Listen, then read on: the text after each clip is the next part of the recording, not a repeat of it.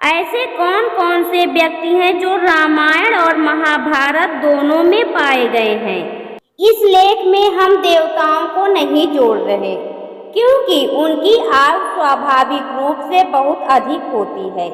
इसके अतिरिक्त इस लेख में हम सभी सप्त चिरंजीवियों को भी नहीं जोड़ रहे, जिनमें वह भी हैं जो द्वापर में जन्मे, क्योंकि एक तो वह त्रेता में उपस्थित नहीं थे और दूसरे हम जानते हैं कि वह कल्प के अंत तक जीवित रहेंगे।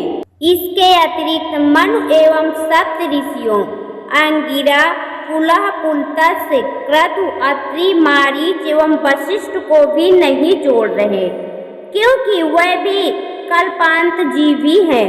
वैसे भी महाभारत में सप्त ऋषियों का वर्णन केवल एक बार आता है, जब वह पितामह भीष्म के अंतिम क्षणों में उनसे मिलने आए थे।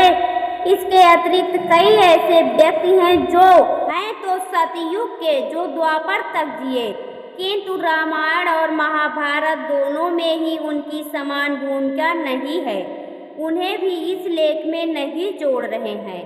जैसे महाराज मुचकुंद, महाराज कुकुब्दी, महर्षि अगस्त्य, महर्षि भरद्वाज, महर्षि शक्ति, काकभुसुंडी, देव ऋषि नारद, तक्षक, गरुड़ ऋषि, पौत्रवाहन, वासुकी, आर्य, तक्षक, नाहुस इत्यादि।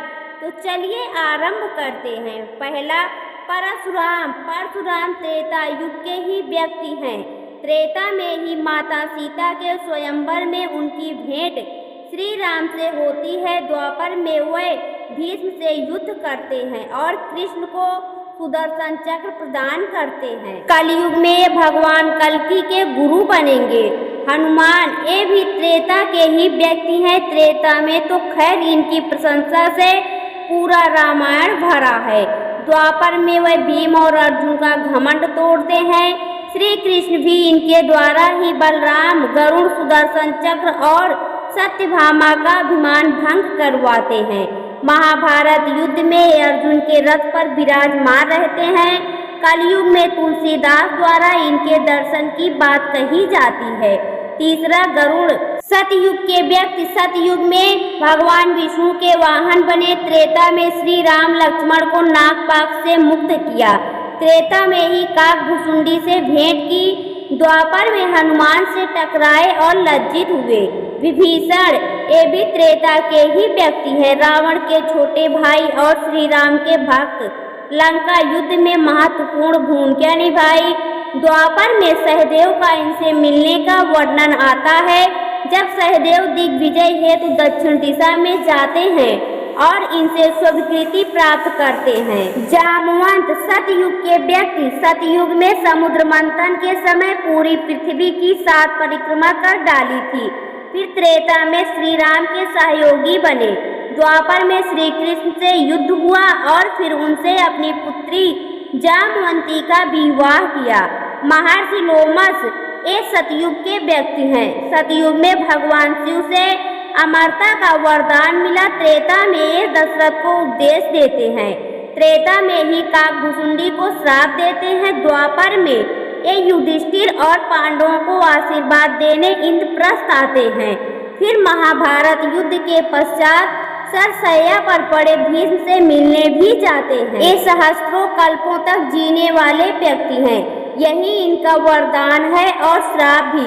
महर्षि दुर्वासा, महर्षि अत्रि और माता अनसुईया के पुत्र और चंद्र एवं दत्तात्रेय के छोटे भाई। भयानक क्रोधी सतयुग में इंद्र को श्राप दिया, जिस कारण समुद्र मंथन करना पड़ा।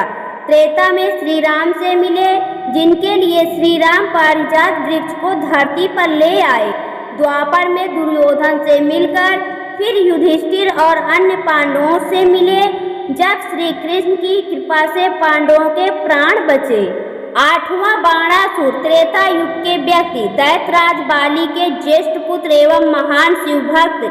त्रेता में रावण का परम मित्र सीता स्वयंवर में भी देखने को आए थे।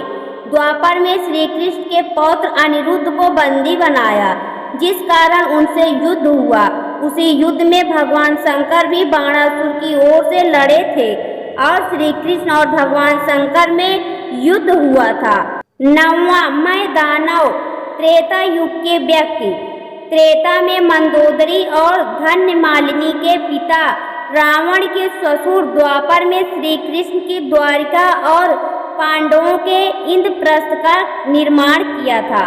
दोस्तों, यह पौराणिक कथा आपको कैसी लगी कमेंट बॉक्स में जरूर बताएं। वीडियो को लाइक करें, शेयर करें और हमारे चैनल को सब्सक्राइब करना ना भूलें। वीडियो देखने के लिए आपका बहुत बहुत धन्यवाद।